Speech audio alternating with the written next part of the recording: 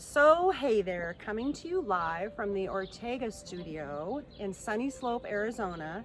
And we are having a little party tonight. It's been a long time since we've gotten together and shared a meal. And the Ortegas are cooking for us, and we're having special cocktails, and there's gonna be a fun photo session later. But tonight I just wanna interview all the artists that are here and just ask them silly questions so you can get to know them. And we're just gonna have fun talking to the artists, so let's do it.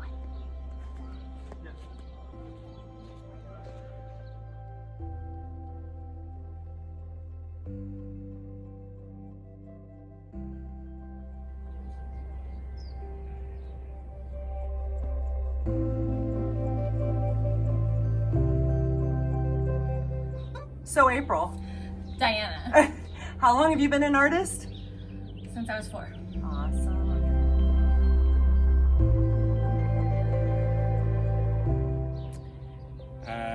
When I could pick up a pencil, I think. Really? So super young. It was bad. It was Now bad? that I see it, it was terrible, but but I did it. You had fun with it. Oh, for sure.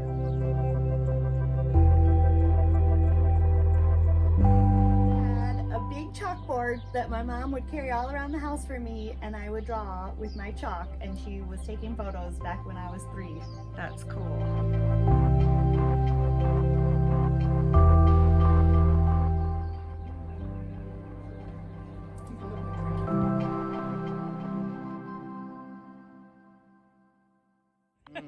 How long have you been an artist? As long as I can remember. See, that's the answer tonight. And what is your medium of choice? Oil paint. I like smearing colored goo on flat surfaces to make them look three-dimensional. Didn't you do restoring for a while? Like, I did art restoration for about 6 or 7 years. Antique paintings, usually 100, 200 years old. and does that help? Did that help you be a better painter? Like, do you feel like you understand? There was a lot of color matching and sculpting involved in that. It was eye-opening in that it showed me what happens to art over time. You know, the pitfalls, don't do this, don't do that, sort of, you know, cautionary tales when you see paintings fail. That's good information. Does creativity run in your family? Yes, So who else is creative in your family? everybody. But the person that, believe it or not, I had an uncle that was in prison that used to send me drawings that were kind of raw, but they were interesting. I was a little kid and I enjoyed them. And then my mom, she did from wedding cakes to flower arrangements to anything. But that picked up an actual brush, I'm the only one in both sides, my mom's side and my dad's side of the family, that does it. Very cool. Well, your work is beautiful, Hector. Thank you. Thank you very much.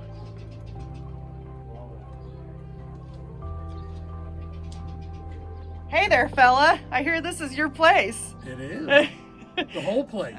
So we're just talking about art. How important is your space to creating art? I found out last year it's the most important thing I had. Do you think that's why artists live and create in interesting places, because it's part of their productivity? I've always lived in an art colony. Growing up in California, in Carbon Canyon, and then Laguna Beach, and then in Hawaii on the North Shore. And this has got what I like, which is a lot of privacy. Show me around the corner. Let's go around the corner. Let's hope there's no snakes. Yes, This way? I've seen where your bees are. Oh yeah, Yeah. they settle down at night. I haven't been to my office in a year and a half, so.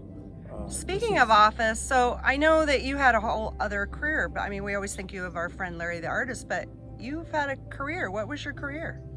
36 years in the shopping center industry, in the clothing industry, and actually gave my retirement notice to Colliers about 2 weeks ago. I said, hey, I've got one last deal. I'm putting it in escrow, and after that, it's adios. Now, I happen to know that you had a different major before you became an artist. Tell us what that was. It was criminal justice.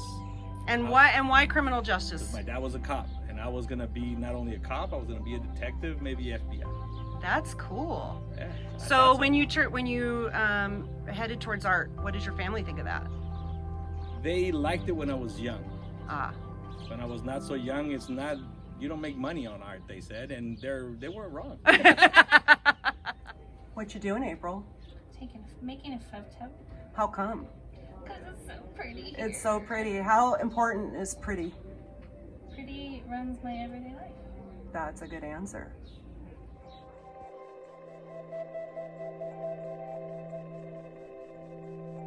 The sun is at its best late in the afternoon, and it's a fantastic place. How for important cocktail is hour. a setting or a place in being creative?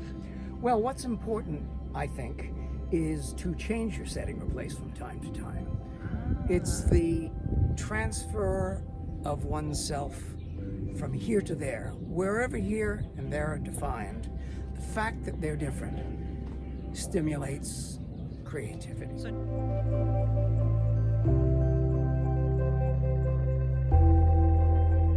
Are you scared of bees? Yes.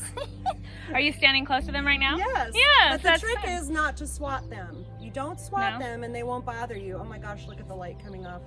This is what happens this time of the day. The light makes everything beautiful, and then if you've had a cocktail, it's even more beautiful. And then with other creative people, you talk about how beautiful it is, and it's just worth getting stung sometimes. So how important is being with other artists as part of the creative process? Like, do you need to be with other artists? Because, you know, being an artist, you're alone a lot. But I certainly like to interact socially as a kind of counterpoint to working in a vacuum all day long. Because we do, don't we? We spend a lot of time alone. Yes. Yeah. Man, I think it's because nobody understands us and we're very alone in our heads and our concepts a lot. So to get together with people that kind of understand what being a creative is like is helpful. I was born here. I didn't work at the hospital. I was born at the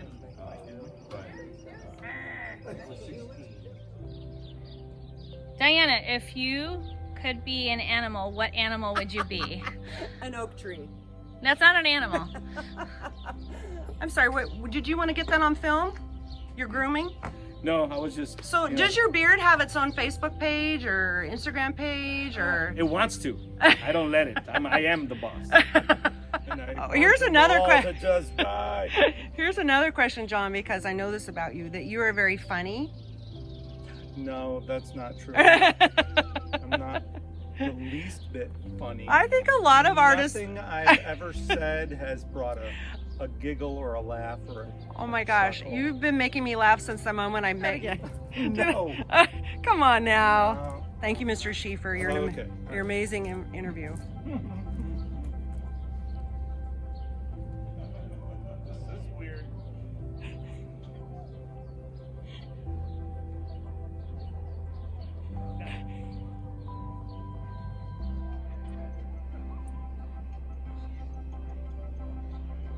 How satisfying are commissions in your work? Commissions are half of my work.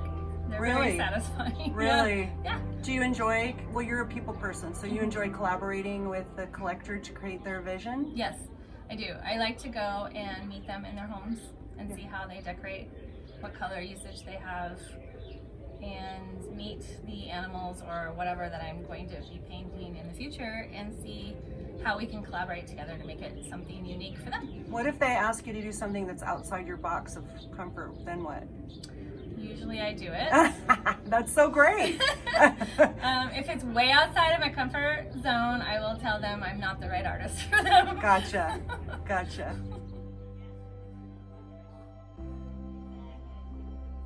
You're an artist. I am an artist. In the kitchen and on the I finally declared that. And what's your medium?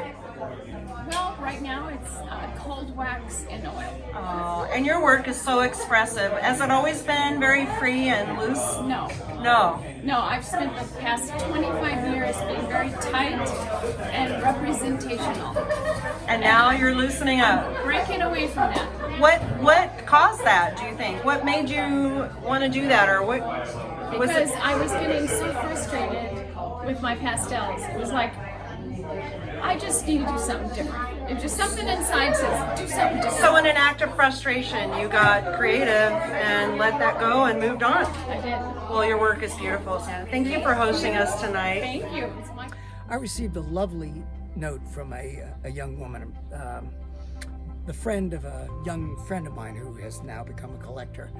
Beautiful, very effusive note from her telling me how much she loves my work and how she'd like to save it to buy a rather large, substantially expensive painting. And I answered her by explaining to her that as an artist who works alone a lot of the time and certainly spends at least some amount of time mired in self-doubt, as we all do, it was absolutely wonderful to hear such an expression of emotional expression from her, connecting to my work, to tell her that it's a way of reaching out and touching somebody else figuratively after working alone for a long That's periods of time. cool. No artist doesn't like to hear how talented they are, and anyone who says that they don't like it is lying. I remember seeing an actress who I'd seen in a play the night before, sitting on the subway some years ago. She had a starring role, and she was sitting down with a bouquet of flowers. And I thought to myself, it was left brain, right brain in conflict. Do I breach this vacuum of silence that we all subscribe to in New York, and reach out and tell her that I'd seen her in this off-Broadway production and tell her how wonderful I thought What did you do? I sat there in a rage, left brain, right brain rage, for 5 subway stops until I finally was thinking I'm going to get up the nerve to just go across and tell her that I thought it was a wonderful show. And what artist wouldn't appreciate that? Absolutely. And in the time that I was raging, she got up and left. So this is just one I always like to ask. If you could have any kind of car, doesn't matter how much it cost, and you could race down this hill at the end of this night in this groovy car that you've always wanted, what would it be? I'm gonna go with the modern answer right now, and that's those beautiful Teslas. Oh, they're so pretty. Okay, I won't hold that against you. A 1969 black Camaro, hardtop, full chrome, dark interior, 5-speed. Awesome. You'd get a ticket on the way home, girl. Yes, I would. I'm sorry, what kind of Mustang? A 65. I put a 65. Yes, not a 75. Let's get that straight. It's the 65. Well, maybe some year I'll meet you at Bear Jackson and we'll get you one. Maybe. So, Mr. Schieffer, if you could have any kind of fancy, used, old, brand new car. Tesla. Tesla? Yes, because I want that full self-driving thing to take me home so I don't have to drive. Fantastic. I love it. Been waiting for that. So you don't need to be in control? Not when it comes to driving. That's not what Let I've the heard. computer do it. 47 Woody. Why a 47 Woody? Because I had the greatest time in a 47 I Woody. bet you did in Hawaii. Well, high school, Yeah. you know, and getting a license and surfing and That sounds amazing. dating and all that stuff. What color would it be? Well, it was yellow body style and then a lot of wood on it. So Very nice. You'd look pretty good in that car, Larry. What would it be? It would be the car that I drove here with. Wow. Yes. Which is? I have an old, not very broken down, but certainly not very attractive, 2004 model Nissan, very underpowered, but very analog. It's not a rolling iPhone, and it was a gift to my wife and me from her father. And I still keep his Virginia handicap license plates underneath the back So, seat. David, you're a little sentimental. I guess so in Well, that's what terms makes of this car. that's what makes you a great artist. Thanks, David. So you're interviewing artists and I get to interview you right now. and you're asking all these fun questions, but you haven't asked anybody what their favorite dance move is. Do you have a favorite dance move? Oh, that's easy, the robot. Let's see it. Maybe later.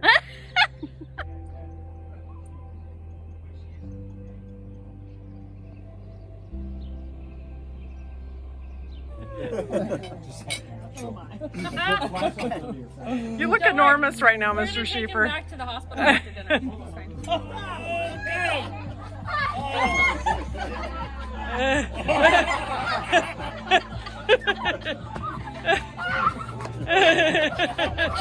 This isn't what I had in mind at all.